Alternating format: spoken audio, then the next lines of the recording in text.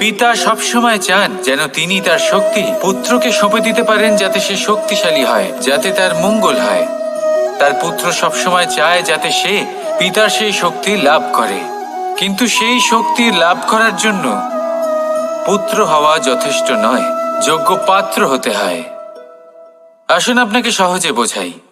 যদি আপনি সুপাত্র হন আর আপনাকে শক্তি দেওয়া হয়, তাহলে আপনি সেই শক্তির গুরুত্ব বুঝবেন, কোথায় সেই শক্তি প্রয়োগ করা উচিত সেটা বুঝবেন।